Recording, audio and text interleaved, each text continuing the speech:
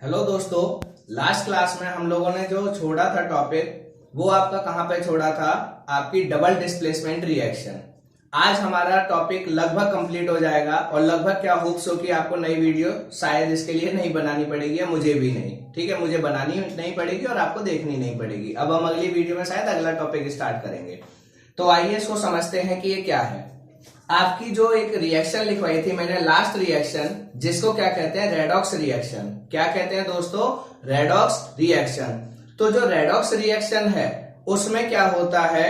उसमें आपका ऑक्सीडेशन और रिडक्शन, ये दोनों की दोनों रिएक्शन आती हैं। इसलिए पहले इनको समझ लेते हैं। इसका मतलब जैसे ही आप इनको समझ जाएंगे तो रेडॉक्स रिएक्शन आपको अपने आप ही समझ आ जाएगी। तो आइए इसकी टॉपिक की स्टार्ट करते हैं, देखते हैं कि इसमें क्या चीजें होती हैं, कैसे होती हैं, उनको डिस्कस करते हैं। तो यहाँ पे क्या है? मैंने लिखा है ऑक्सीडेशन और यहाँ पे क्या है? रिडक्शन। आप क्या करेंगे? इसमें से किसी एक को याद करेंगे, दूसरी आपको अपने आप याद हो जाएगी। आप किसी एक को याद करेंगे, चाहे ऑक्सीडेशन चाहे रिडक्शन।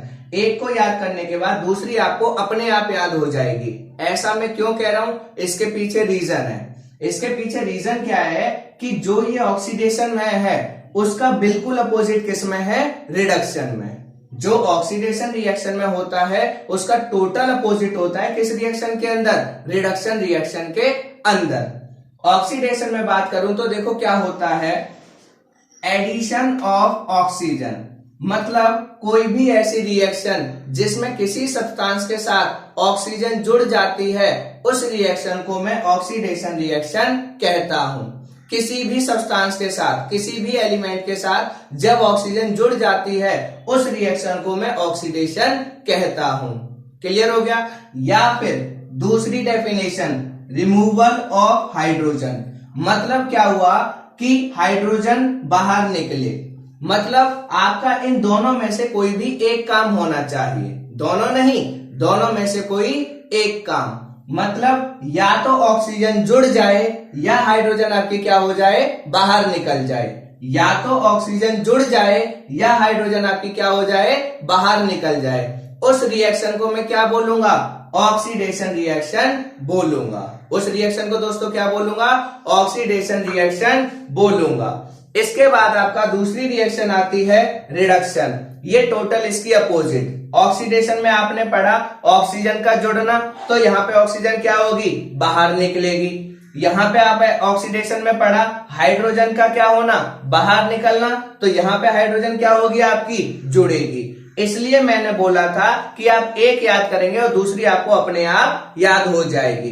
तो एक बार इसको थोड़ा सा कंसेप्चुअली और डिटेल में देखने की कोशिश करते हैं, ठीक है। ऑक्सीडेशन आपसे कोई पूछेगा तो आप लिख सकते हैं, oxidation is addition of oxygen और रिमूवल ऑफ हाइड्रोजन। या तो ऑक्सीजन ऐड हो जाए या हाइड्रोजन बाहर निकल जाए, दोनों में से कोई भी अगर एक भी काम होगा तो वहां पे ऑक्सीडेशन रिएक्शन।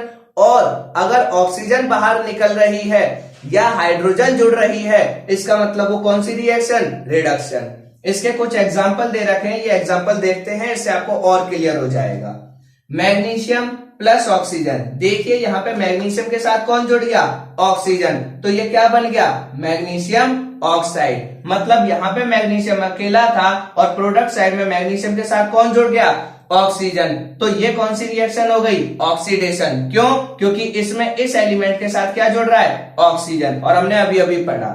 दूसरा कॉपर, कॉपर यहाँ पे अकेला है, यहाँ पे कॉपर के साथ कौन जुड़ गया? ऑक्सीजन। तो हमने देखा कि जब भी ऑक्सीजन किसी के साथ जुड़ रही है तो वो आपकी रिएक्शन क्या बन जा रही है? Oxidation.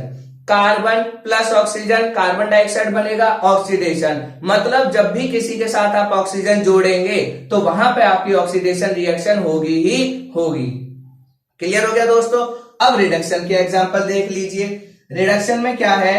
Hydrogen plus fluorine, hydrogen और फ्लोरीन, मतलब आपका फ्लोरीन यहाँ पे अकेला था, फ्लोरीन में आपने किसको ऐड किया? हाइड्रोजन को, तो क्या बन गया? Hydrogen fluoride. फ्लोरीन यहाँ अकेला था पर यहाँ पे फ्लोरीन के साथ कौन जुड़ गई? हाइड्रोजन। तो आपका क्या हो गया? हाइड्रोजन जब भी जुड़े तो उस रिएक्शन को कहते हैं रिडक्शन। तो इसका मतलब ये रिडक्शन रिएक्शन का एग्जाम्पल है। दूसरा हाइड्रोजन किसके साथ कंबाइन हो गई? क्लोरीन के साथ। हाइड्रोजन किसके साथ कंबाइन हो गई? क्लोरीन। तो क्या बन गया? हाइड्रोजन क्लोराइड, जिसको HCl या हाइड्रोक्लोरिक एसिड भी कहते हैं। तो ये भी किस रिएक्शन का एग्जांपल हो गया? रिडक्शन। क्लियर हो गया दोस्तों? ऑक्सीडेशन और रिडक्शन में कुछ नहीं है। ऑक्सीडेशन देखो याद रखना भी आसान है। ऑक्सीडेशन, इसमें क्या वर्ड आ रहा है? ओ, एडिशन ऑफ ऑक्सीजन। ठीक है, अगर ऑक्सीजन ऐड हो रही है तो दूसरी चीज कौन सी बाहर निकलेगी? हाइड्रोजन। और रिडक्शन क्या होती है? ऑक्सीडेशन का टोटल अपोजिट। तो इनको याद रखना या इनको स्टडी करना बहुत आसान है। एक और कंसेप्ट आता है जो कंपटीशन में पूछता है, इसमें नहीं पूछेगा आपसे बट कंपटीशन में पूछता है, वो आपको हायर क्लास में स्टडी करना है, बट पॉलिटेक्निक में एक क्वेश्चन पूछा हुआ है। क्या? ये वाली डेफिनेशन के साथ साथ क्वेश्चन क्या पूछा है कि आपका इलेक्ट्रॉन के गेन और लॉस, कि इलेक्ट्रॉन का जब गेन होगा या इलेक्ट्रॉन का लॉस होगा तो आपका ऑक्सीडेशन होगा या रिडक्शन। सिर्फ आपको ये कंसेप्ट समझना है, बाकी आप पॉलिटेक्निक की जब तैयारी करेंगे कहीं भी तो आपको वो टीचर क्लियर कराएंगे। ठीक है, मैं तब तक लिख देता हूं। ये तो आपको पॉइंट है जो 10वीं के अकॉर्डिंग है, जो बोर्ड का एक टीचर पूछ सकता है। ठीक है, एक और पॉइंट है जो आपको लिखना है। क्या? Oxidation is loss of electron.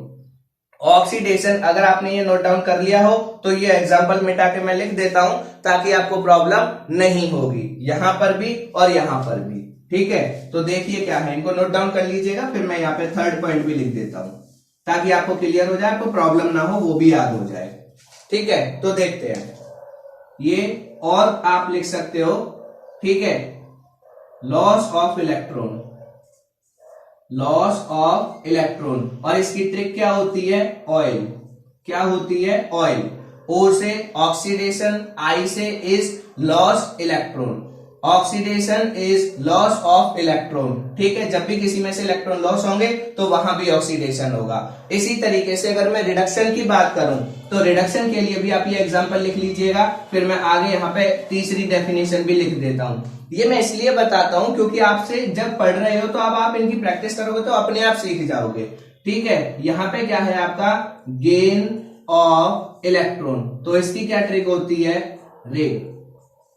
ठीक है, reduction is gain of electron. Clear हो गया? तो ये आपकी पूरी ऑक्सीडेशन और रिडक्शन का कंसेप्ट यहाँ पे क्लियर हो जाता है। अब यहाँ पे आपका कोई भी डाउट नहीं बचेगा।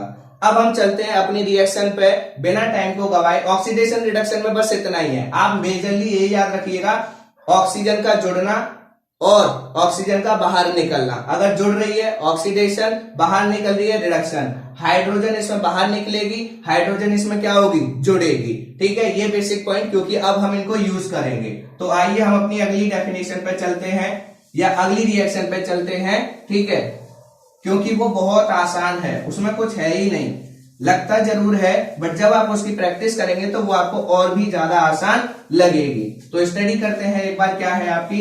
Redox reaction. कौन सी स्टडी करते हैं दोस्तों? Redox reaction.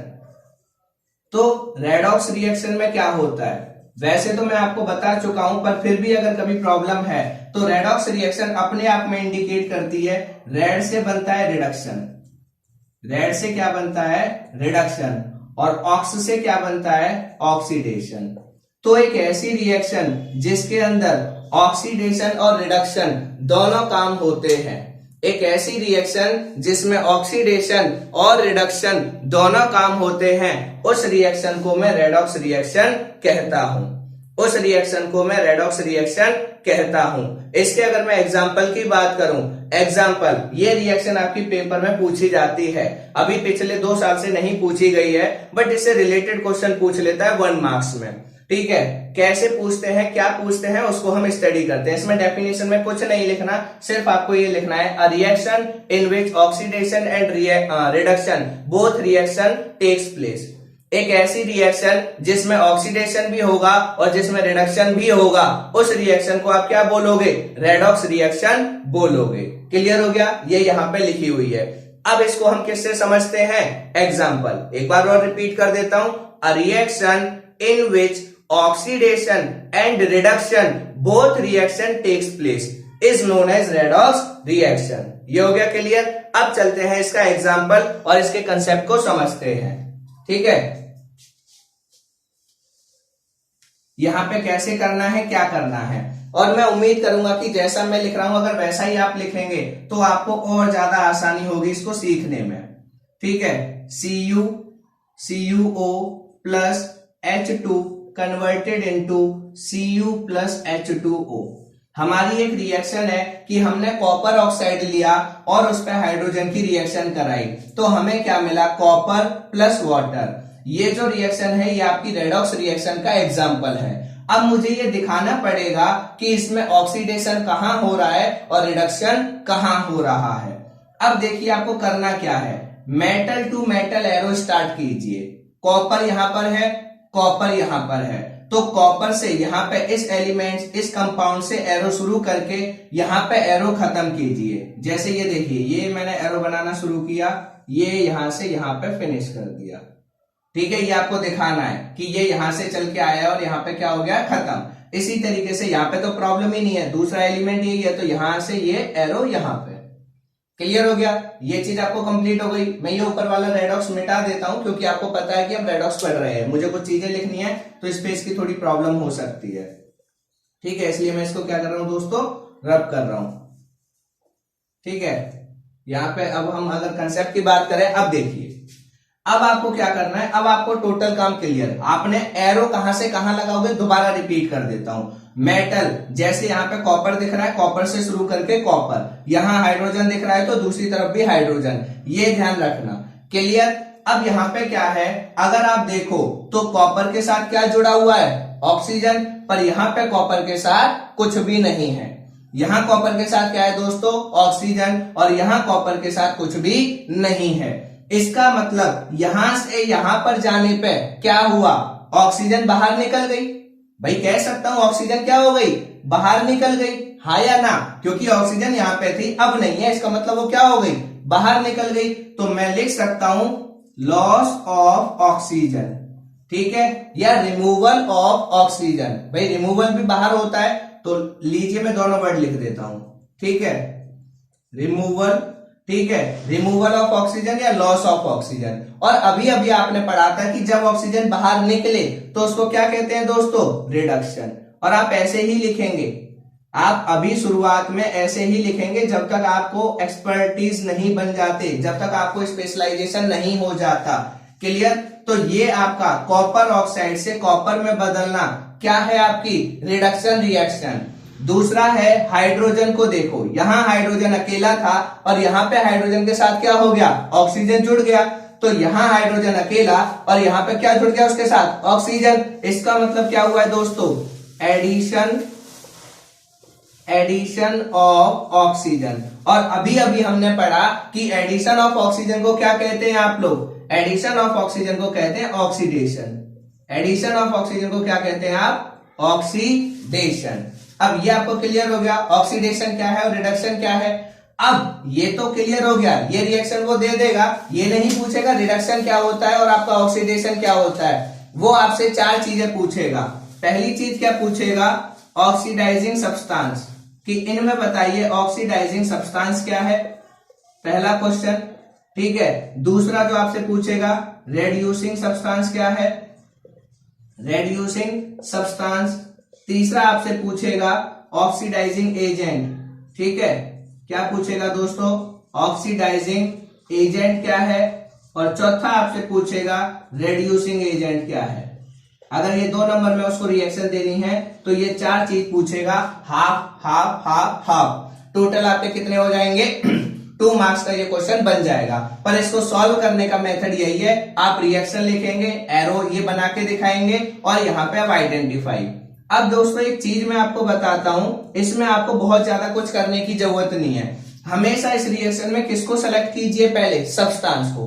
कभी भी एजेंट को मत ढूंढो, कभी एजेंट को मत ढूंढना, या फिर एजेंट ढूंढो तो सब्सटेंस। कोई भी एक कंसेप्ट याद रखना, क्योंकि अगर दोनों याद रखोगे तो गलत होंगे।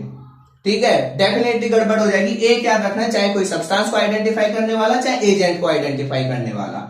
अब देखो होता क्या है, ये मैं हमेशा आपको सब्सटेंस आइडेंटिफाई करना सिखाता हूं, एजेंट नहीं। ऑक्सीडाइजिंग सब्सटेंस की जब भी बात होगी, जब भी ये चीज हो, सब्सटेंस आइडेंटिफाई करने हो, कभी भी प्रोडक्ट साइड को नहीं देखना। प्रोडक्ट साइड को कभी भी नहीं देखना।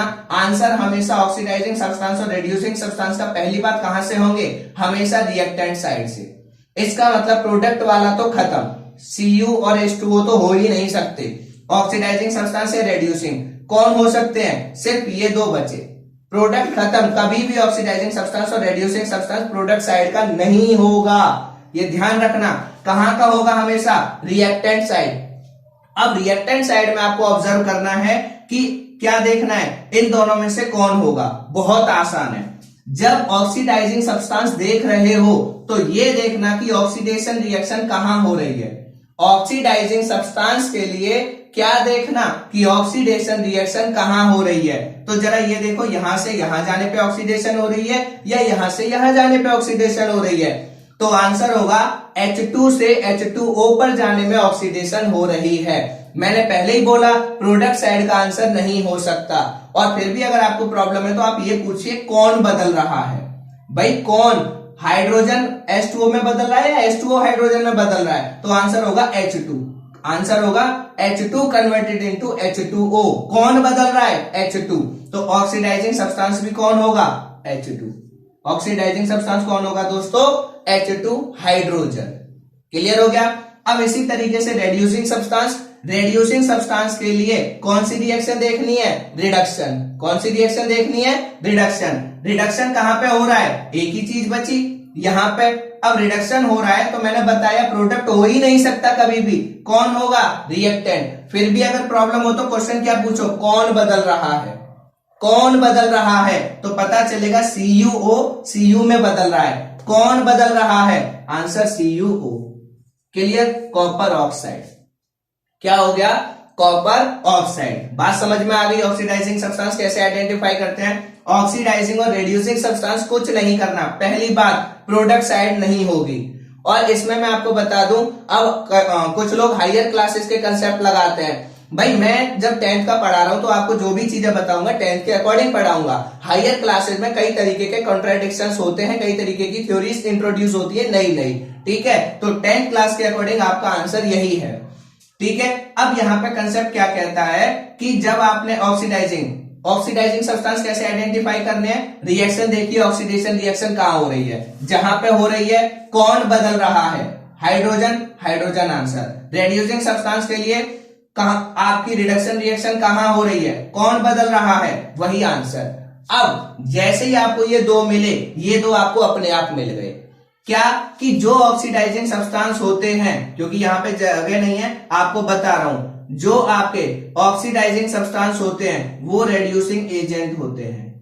जो ऑक्सीडाइजिंग सब्सटेंस होते हैं वो कैरेक्टर में कैसे काम करते हैं, रेड्यूसिंग एजेंट की तरह। ऑक्सीडाइजिंग सब्सटेंस रेड्यूसिंग एजेंट होते हैं और रेड्यूसिंग सब्सटेंस कैसे होते हैं, ऑक्सीडाइजिंग एजेंट। कहानी खत्म।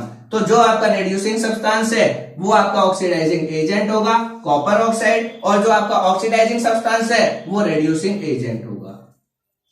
क्लियर। अब ये जो मैंने तरीका बताया, फिर से रिपीट कर रहा हूं, ये तरीका हमेशा कब काम करेगा, जब आप पहले सब्सटेंस को आइडेंटिफाई करोगे। अगर आपने इस मेथड से एजेंट निकाले, आंसर गलत हो जाएंगे। अगर आप एजेंट निकाल रहे हैं तो एजेंट के लिए आपको अलग तरीके से, ये वाला फिर काम नहीं करेगा, उसमें आपको चीजें बदलनी पड़ेंगी, ठीक है। इसीलिए मैं आपको बता रहा हूं, अगर आप इस मेथड को फॉलो कर रहे हैं तो प्लीज हमेशा पहले क्या निकालिए, सब्सटेंस। और उसका तरीका यही है कि ऑक्सीडाइजिंग सब्सटेंस के लिए ये देखिए ऑक्सीडेशन रिएक्शन कहां हो रही है, पता चला यहां कौन बदल रहा है, हाइड्रोजन, आंसर खत्म हो गया। रेड्यूसिंग सब्सटेंस के लिए रिडक्शन रिएक्शन कहां हो रही है, यहां कौन बदल रहा है, कॉपर ऑक्साइड, आंसर हो गया, कहानी खत्म। इतनी आसान ये रिएक्शन है। और आपसे इसी तरीके से रिएक्शन देगा और यही पूछेगा कि बताइए ऑक्सीडाइजिंग सब्सटेंस कौन है, रेड्यूसिंग सब्सटेंस कौन है, ऑक्सीडाइजिंग एजेंट कौन है, रेड्यूसिंग एजेंट कौन है, ठीक है। ऐसी आपको एनसीईआरटी में कई सारी रिएक्शन दी गई है, इनकी आप प्रैक्टिस कीजिए। अगर आपसे क्वेश्चन नहीं बनेंगे तो प्लीज आप कमेंट सेक्शन में डालिए, मैं आपको उनका प्रॉपर आंसर बताऊंगा। अब चलते हैं हम आगे की तरफ, ठीक है। ये आपका क्या हो गया, ये आपकी रेडॉक्स रिएक्शन कंप्लीट। इससे ज्यादा आपसे नहीं पूछेगा। हाँ, इसमें डिफरेंट रिएक्शंस हैं, आप उनको करिएगा, उनको डाउट आएगा कमेंट सेक्शन में डालिए, मैं जवाब दूंगा, ठीक है। अब यहाँ पे चलते हैं आगे रिएक्शन पे, जो आपका कंसेप्ट है, उसके बाद चैप्टर फिनिश। ठीक है, इनको आपको इसी तरीके से प्रैक्टिस करनी है और ये जिस तरीके से मैंने लिखवाया है ये एरो जरूर बना लेना। ऑक्सीडाइजिंग सब्सटेंस हमेशा रिड्यूसिंग एजेंट होता है, रिड्यूसिंग सब्सटेंस हमेशा ऑक्सीडाइजिंग एजेंट, इस तरीके से। ठीक है, क्योंकि आपने कर लिया होगा, नहीं तो वीडियो को पॉज करके या बैक करके एक बार नोट डाउन कर लेना। अब चलते हैं आगे। अगली वाली चीज आपकी क्या कहती है दोस्तों? अगली वाली चीज जो है वैसे तो वो बहुत आसान है, बट टीचर उसका क्वेश्चन मुश्किल बना देते हैं। टीचर क्वेश्चन कैसे मुश्किल बनाते हैं कि right the daily basis example of oxidation reaction, कि आपके डेली बेसिस पे होने वाले ऑक्सीडेशन रिएक्शन के एग्जाम्पल्स को लिखिए। तो बच्चे कंफ्यूज हो जाते हैं क्योंकि वो एनसीईआरटी की प्रॉपर हेडिंग नहीं पढ़ते। एनसीईआरटी की जब आप मेजर वाली हेडिंग पढ़ेंगे लास्ट रेडॉक्स रिएक्शन के बाद वाली, तो उसमें क्लियरली मेंशन कर रखा है कि आपके डेली बेसिस, ठीक है, daily basis phenomena which are happen due to the oxidation reaction, या ऑक्सीडेशन के जो डेली बेसिस के फिनोमेनाज है उसमें आप ये पढ़ तो लेते हैं कि क्या होता है, कोरोजन पढ़ लिया, रेंसिडिटी पढ़ लिया, बट जब एक बार ये क्वेश्चन आया था कि राइट दी टू एग्जांपल, ठीक है, या right the two phenomenas which are depend on the या which are happen due to the oxidation reaction, तो कईयों का आंसर नहीं निकला था क्योंकि उनको पता ही नहीं था कि ये किस वजह से होता है। इसलिए एनसीईआरटी की एक एक लाइन सिग्निफिकेंट होती है, वैल्यूएबल होती है।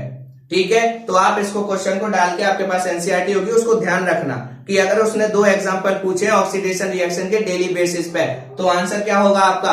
कोरोजन और रेंसिडिटी। अब मैं बात कर लेता हूं कोरोजन क्या होता है, कैसे होता है। कोरोजन में आप सब लोग जानते हैं, ठीक है, आप सब लोग कोरोजन में क्या है, आप सब लोग कोरोजन से इंट्रोड्यूस हैं। ठीक, कोरोजन में कुछ भी नहीं है। सिंपल सी डेफिनेशन क्या होती है? When any metal comes in contact with acid, moisture, oxygen, when any metal comes in contact with acid, moisture, oxygen, then it will start corrode and this phenomena is known as corrosion। मतलब क्या हुआ कि आपका कोई metal है, copper है, silver है, aluminium है, अब ये क्या है, जब ये एनवायरनमेंट में रहते हैं, क्योंकि हम इनको कहाँ यूज करते हैं, बाहर तार वगैरह के लिए या फिर आपकी लाइन बिछाने के लिए या ऊपर किसी चीज के लिए, तो ये एटमॉस्फेयर के डायरेक्ट कांटेक्ट में रहते हैं, जिसकी वजह से जो ऑक्सीजन है वो लगातार इन पे आके चिपकती रहती है, ऑक्साइड की लेयर बनती रहती है। उसके बाद दूसरी चीज कि आपकी ऑक्सीजन भी मिलती रहती है, ऑक्सीजन तो हो ही गया, मॉइस्चर पानी आता है या नमी होती है, उससे भी आपका लगातार इनको नमी मिलती रहती है। एसिड वगैरह आपको पता है, जो बारिश होती है आजकल जो है एसिड रेन, ठीक है, उसकी फॉर्म में मिलता रहता है, या कभी इमली खट्टी चीजें आपकी कहीं कांटेक्ट में आती हैं उससे मिल जाता है। तो जब आपके इन मेटल इन तीनों के कांटेक्ट में आते हैं तो इन पे आपकी क्या होती है, कोरोजन, एक लेयर बनना शुरू हो जाती है, और उस कोरोजन, वो जो लेयर बनती है उसको हम कहते हैं कोरोड। ठीक है, धीरे धीरे वो आपकी झड़ने भी लगेगी पाउडर सी फॉर्म में, लोहे में जो देखा होगा। मैं लोहे का नाम क्यों नहीं ले रहा अभी बताऊंगा। ठीक है, जब भी कोई मेटल एसिड, ऑक्सीजन और मॉइस्चर, ठीक है, ध्यान रखना, जब भी कोई मेटल एसिड, मॉइस्चर और ऑक्सीजन के कांटेक्ट में आएगा then it will start corrode and this phenomena is known as corrosion। अगर मैं बात करूं, दोबारा रिपीट कर रहा हूं definition, simple, when any metal comes in contact with acid, moisture, oxygen, then it will start corrode and this phenomena is known as corrosion। Clear हो गया? कोई भी मेटल कोई प्रॉब्लम नहीं है। अब आता है दूसरा, जिसको आप कहते हैं रस्टिंग ऑफ आयरन।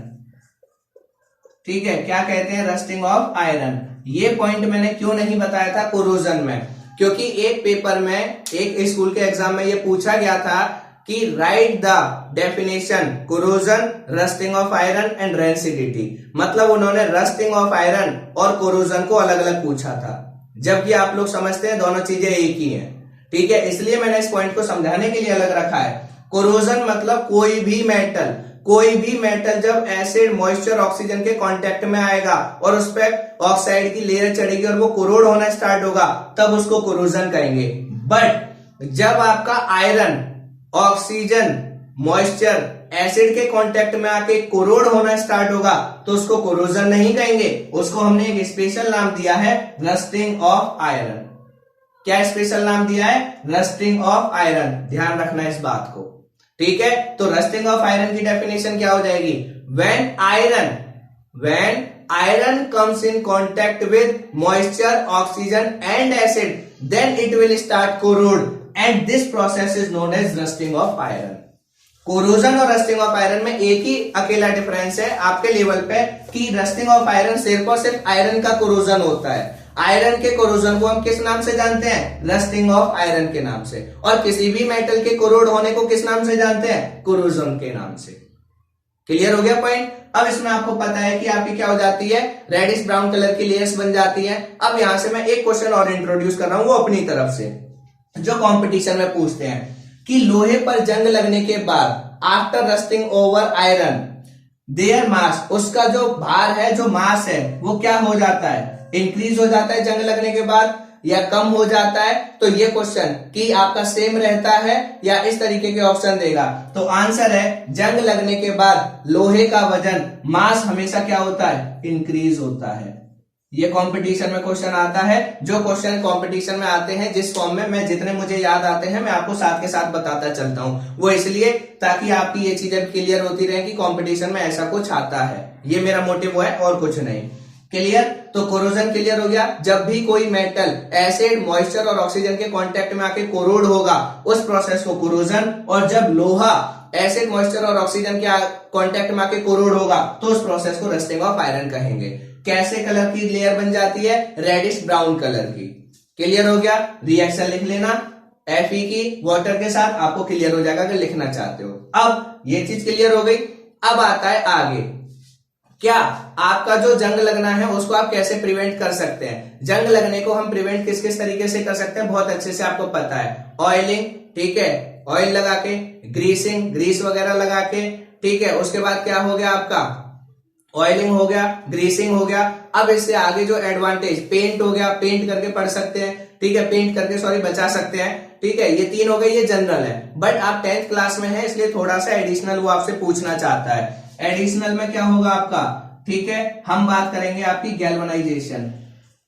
क्या करके? गैल्वनाइजेशन। गैल्वनाइजेशन करके हम क्या कर सकते हैं? जंग लगने से बचा सकते हैं। दूसरा, बाय मेकिंग एलॉयज। क्या बना के?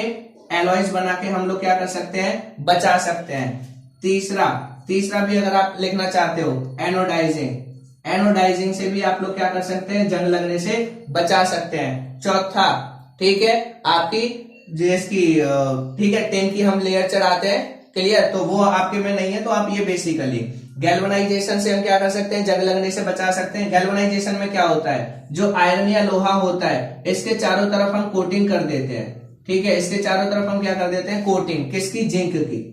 जिंक की लेयर चढ़ा देते हैं किसके? आयरन के ऊपर। उस प्रोसेस को कहते हैं गैल्वनाइजेशन। एलॉयज क्या होते हैं? हम आयरन के अंदर किसी दूसरे मेटल को मिलाएंगे या किसी दूसरी चीज को मिलाएंगे जिसकी वजह से उसके कैरेक्टर चेंज हो जाएंगे और वो क्या बन जाएगा आपके? उस पर फिर जंग नहीं लगेगी। एनोडाइजिंग क्या होता है कि आपकी एल्यूमिनियम जो होता है, एल्यूमिनियम पे हम पहले ही, एल्यूमिनियम की रॉड पे पहले से ही ऑक्साइड की लेयर चढ़ा देते हैं। एल्यूमिनियम के ऊपर पहले से ही किसकी लेयर चढ़ा देते हैं? ऑक्साइड की। अब जो आपकी ऑक्सीजन है वो मेन मेटल तक नहीं पहुंचेगी, और जब मेन मेटल तक नहीं पहुंचेगी क्या होगा? इसमें आके बस यहां जमा होती रहेगी, ये लेयर मोटी होती रहेगी, पर प्योर मेटल तक ऑक्सीजन नहीं पहुंचेगी, जिसकी वजह से उस पर जंग नहीं लगेगी, ना वो मेटल खराब होगी। इसीलिए एल्यूमिनियम को हम आपके तारों में इस्तेमाल करते हैं। जैसे आपने कई तार देखे होंगे जो आपकी गलियों के बाहर लाइन बिछी है, उसमें जो काली वाली मोटी तार है उसके चारों तरफ एक व्हाइट कलर की लेयर चढ़ी हुई है जो उसको सपोर्ट दे रही है, और जो खंबे से भी अटैच रहती है वो एल्यूमिनियम की। क्यों? आपका, क्योंकि एल्यूमिनियम पे हम पहले ही एनोडाइजिंग कर देते हैं, लेयर चढ़ा देते हैं, तो अब उस पे जो जंग लगेगा उससे मेटल को कभी नुकसान नहीं होगा। इसलिए हर जगह जंग लगना नुकसानदायक होगा नहीं। यहां पे अगर जंग लग रहा है, जितना ही ऑक्साइड की लेयर चढ़ेगी हमें कोई फर्क नहीं पड़ेगा, ठीक है। इसमें आपके दो चीजें और आती हैं, कॉपर और सिल्वर, ठीक है, कि कॉपर पे जंग लगने के बाद उसका कैसा कलर हो जाता है, और सिल्वर पे, तो सिल्वर पे आपका क्या होता है? सिल्वर पे जब आपकी क्या लगेगी? जंग। सिल्वर पे जब आपकी जंग लगती है, ठीक है, तो आपकी क्या हो जाती है? ब्लैक कलर की कोटिंग आती है। कौन से कलर की? ब्लैक, ठीक है, ब्लैक कलर का उस पर क्या दिखाई देगा? लेयरिंग। और अगर आपकी कॉपर पे आती है तो कॉपर पे किस कलर की दिखाई देगी? ग्रीन। अब ये फिनोमेना मैंने क्यों बताया? ये फिनोमेना जब आपके घर में बर्तन है कॉपर के या सिल्वर के, या कोई चीज कॉपर की या सिल्वर की, जंग लग गई, क्योंकि जब आप बेचने जाते हैं तो आपको कबाड़ी के भाव वो खरीदता है, जबकि आपको पता है बर्तन को बर्तन के उसमें बेचोगे तो आपको पैसा ज्यादा मिलेगा। अब क्या होता है, आप लोगों को नहीं पता होता कि वो सिल्वर है या कॉपर, बट अब आप अगर एनसीईआरटी पढ़े हो तो आपको पता होगा कि कॉपर पे आपकी कौन से कलर की लेयर चढ़ेगी? ग्रीन कलर की। मतलब जिस पे जंग लगने के बाद जो बहुत दिनों बाद बर्तन जो आपने उठाया और उस पे कौन से कलर की लेयर देखे? ग्रीन। इसका मतलब वो सिल्वर नहीं, क्या है वो? कॉपर। उसको बेच के कॉपर वाले पैसे लेना अगर कभी लेना भी हो तो। और सिल्वर अगर उसको आपने उठाया और उस पे काले कलर की लेयर है, इसका मतलब वो क्या होगा? सिल्वर। आगे बात समझ में? तो ये है आपका टोटल कोरोजन का कंसेप्ट जो आपको ऑलरेडी पहले से आता है। इसमें कुछ चीजें मैंने ऐड करी है बस ये, इससे ज्यादा इन सब की डिटेल हम पढ़ेंगे चैप्टर नंबर 3 में, क्योंकि कोरोजन वहां पे फिर से आएगा। ठीक, अब हम चलते हैं किस पे दोस्तों? रेंसिडिटी। और ये आपकी आज की क्लास का लास्ट टॉपिक। आज की क्लास का क्या है? लास्ट टॉपिक है कौन सा? रेंसिडिटी। उसके बाद ये चैप्टर कंप्लीट। उसके बाद ये चैप्टर आपका क्या हो जाएगा? कंप्लीट हो जाएगा। तो रेंसिडिटी लिख लीजिए। रेंसिडिटी क्या होती है? ठीक है, रेंसिडिटी क्या होती है? हिंदी में कहते हैं विकृत गंधता। ठीक है, तो रेंसिडिटी में क्या होता है? When fat and oil comes in contact with oxygen, comes in contact with oxygen, then their smell, then their taste and smell got change। ठीक है, कहने का मतलब क्या हुआ, या फिर इसको शॉर्ट में भी लिख सकते हो, when fat and oil oxidize, खत्म। इन कॉन्टेक्ट विद ऑक्सीजन को छोड़ के ऑक्सीडाइज भी लिख सकते हो। पॉइंट क्या है ये समझना, जब भी आपका फैट एंड ऑयल, जो भी आपका तेल और वसा होता है, जब वो ऑक्सीजन के कांटेक्ट में आता है तो वो क्या हो जाता है? ऑक्सीडाइज। अभी अभी पढ़ा, जहां भी ऑक्सीजन जुड़ेगी वो प्रोसेस क्या हो जाएगी? ऑक्सीडेशन। तो वो क्या हो जाता है? फैट एंड ऑयल का क्या हो जाता है? ऑक्सीडेशन। और जैसे ही उसमें ऑक्सीडेशन होगा, ऑक्सीजन जुड़ेगी, वो चीज क्या हो जाएगी? आपकी सड़ जाएगी। मतलब उसमें से स्मेल आने लगेगी, वो खराब होने लगेगी, टेस्ट खट्टा खट्टा लगेगा। इसीलिए गर्मियों के दिनों में जब आप क्या करते हो, कोई भी सब्जी या कोई भी डिश बना के बाहर रख देते हो, तो वो क्या हो जाती है? दोपहर तक या शाम तक खराब हो जाती है। उसकी स्मेल भी चेंज हो जाती है, उसका टेस्ट भी चेंज हो जाता है, क्योंकि उसमें जो आपने फैट और ऑयल यूज किया है वो ऑक्सीजन के डायरेक्ट कांटेक्ट में आता है, और जैसे ही डायरेक्ट कांटेक्ट में आएगा उसका टेस्ट और स्मेल क्या हो जाएगा? बदल जाएगा। ठीक है, और उसी प्रोसेस को हम क्या कहते हैं? रेंसिडिटी। कोरोजन और रेंसिडिटी दोनों में ही आपने देखा कि दोनों ही चीजों पे किसका फर्क पड़ रहा है? ऑक्सीजन का। ऑक्सीजन जुड़ रही है, इसीलिए ये दोनों एक्टिविटी क्या है? ऑक्सीडेशन रिएक्शन का एग्जाम्पल है। इसीलिए टीचर ने क्वेश्चन को ट्रिकी करके या घुमा के पूछा था। क्लियर हो गया? अब रेंसिडिटी से कैसे बचा जा सकता है? एक मेन काम याद रखिए, क्या करना है? ऑक्सीजन को जुड़ने नहीं देना। बस कोई भी तरीका अपनाइए जिससे ऑक्सीजन उसमें ना जा पाए, तो कभी भी चीज खराब नहीं होगी। अब ऑक्सीजन जुड़ने कैसे ना दे भाई? ऑक्सीजन को क्या हम रोक लेंगे या दीवार लगा देंगे? नहीं, उसके अलग अलग तरीके हैं। क्या? सबसे ज्यादा जो आपको दे रखा है वो है एंटीऑक्सीडेंट। क्या दे रखा है? एंटीऑक्सीडेंट। जैसा कि नाम, एंटी मतलब क्या करेगा? उल्टा काम करेगा। ऑक्सीडेशन मतलब ऑक्सीजन को जुड़ने से रोकेगा। तो एंटीऑक्सीडेंट को हम क्या करते हैं? यूज करते हैं। एंटीऑक्सीडेंट क्या होते हैं? दो substance which prevent the addition of oxygen. ऐसे सब्सटेंस जो ऑक्सीजन को जुड़ने से रोकते हैं उनको एंटीऑक्सीडेंट कहते हैं। एंटीऑक्सीडेंट का यूज कर सकते हैं, बिल्कुल। दूसरा हम किसको यूज कर सकते हैं? रेफ्रिजरेटर। फ्रिज को, क्योंकि फ्रिज क्या करता है? फ्रिज आपका जो फ्रिज में जब आप खाना रखते हो तो वो खराब क्यों नहीं होता? दो रीजन है। एक, उसमें आपका ऑक्सीडेशन नहीं होने देते। दूसरा, उसका टेम्परेचर कम होता है जिससे उस टेम्परेचर पे बैक्टीरिया ग्रो नहीं कर पाते। जब बैक्टीरिया ग्रो नहीं कर पाते तो वहां पे वो क्या करेंगे? उस चीज को उतनी जल्दी डिकम्पोज नहीं करेंगे, सड़ा नहीं पाएंगे। इसलिए रेफ्रिजरेटर में रखने से खाना आपका थोड़े लंबे टाइम तक चल जाता है। क्लियर? तीसरा, किसको यूज करके कर सकते हो? Air tight container. अगर आप पे कुछ भी नहीं है तो कोई प्रॉब्लम नहीं है, आप खाना किस में रख दीजिए? ऐसे बर्तनों में जहां पे हवा जा ही ना पाए। क्योंकि अगर हवा नहीं जाएगी तो ऑक्सीजन नहीं पहुंचेगी, ऑक्सीजन नहीं पहुंचेगी तो आपका ऑक्सीजन के कांटेक्ट में नहीं आएगा फैट एंड ऑयल, और उससे वो उसमें ना तो स्मेल आएगी ना ही उसका टेस्ट चेंज होगा। ये हो गई आपकी रेंसिडिटी भी कंप्लीट। अब यहाँ पे एक चीज जो आपको समझनी है बस, क्या कि आपका क्वेश्चन है कि चिप्स के पैकेट में नाइट्रोजन क्यों भरी जाती है। जो आपने चिप्स, नमकीन, कोई भी चीज जो आप दुकान से लेते हो, उनको आप जैसे ही टीयर करते हो उसमें से बहुत सारी गैस निकलती है। इतना सारा देखने में लगता है बट होता जरा सा कंटेंट है। क्यों? क्योंकि आपके क्या होते हैं, जैसे ही उनमें अगर आप उनको बनाएंगे और उसमें अगर ऑक्सीजन कांटेक्ट में चली गई, आपने देखा भी होगा जब आप पैकेट को ओपन करके रख देते हो तो उसका टेस्ट बिल्कुल खराब हो जाता है, उसमें क्रिस्पीनेस नहीं रहती, करारापन नहीं रहता, उसमें पानी जैसा कि सिल गए हैं या जो भी चीज है उस तरीके का इंपैक्ट आता है, क्योंकि उनमें ऑक्सीजन जुड़ गई। इसीलिए ऑक्सीजन से बचाने के लिए उनमें हम क्या करते हैं, नाइट्रोजन फ्लश करते हैं, नाइट्रोजन भरते हैं। इसके दो रीजन है, एक ये हमारी बॉडी को हार्म नहीं करती, दूसरा ये एंटीऑक्सीडेंट की तरह काम करती है। ठीक है, आज आपका चैप्टर फिनिश हो गया। अब आपकी कोई क्वेरी हो, कोई डाउट हो, कोई भी क्वेश्चन, तो प्लीज आप क्या कीजिए, कमेंट सेक्शन में डालिए। और अगर वीडियो अच्छी लगी हो तो लाइक कीजिएगा, शेयर कीजिएगा और चैनल को प्लीज सब्सक्राइब कीजिएगा।